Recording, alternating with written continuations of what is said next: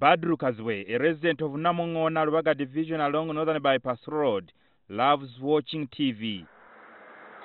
Through his meager earnings, Kazwe managed to save 120,000 shillings to buy himself a TV set.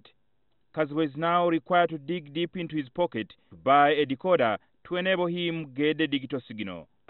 Mulimu katenga kufembera nga tosobola decoder kuba watojimanyidde nga nesente tojja kusobola za mwezi zeboli kaseera zebaba tusaba.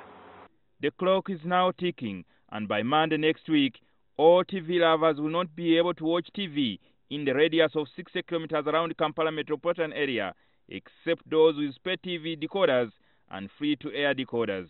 Monthly subscriptions, they are too expensive, and our people will not manage.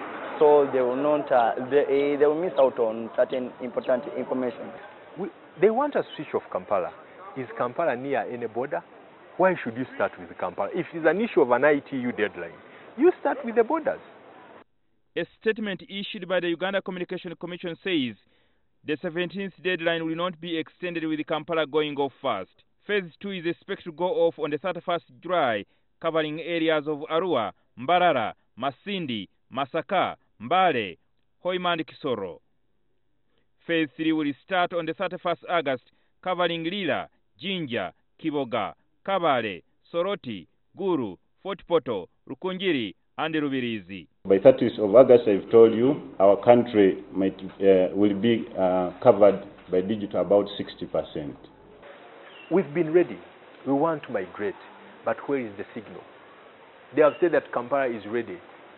When you cannot receive a signal in Entebbe, that is in Kampala, you go. Vendors of pay TV stations are busy reaching out to households directly with persuasive messages, trying to sell a product majority finds quite expensive to afford. Only at 89,000 shillings, you get this decoder with its antenna plus 1 month free. It means that they are going to be having a clear picture with a variety of local channels plus international channels. That grandmother would have to go to a shop to buy a set-top box, a free-to-air set-top box that she can pick a TV which is free-to-air like NTV, NBS, UBC and all these others.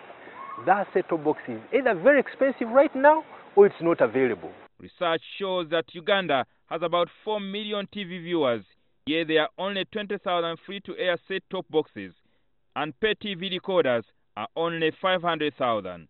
We said that we don't believe that government is ready or prepared to invest in digital migration. We said it a year ago. We said give us an opportunity that we also invest.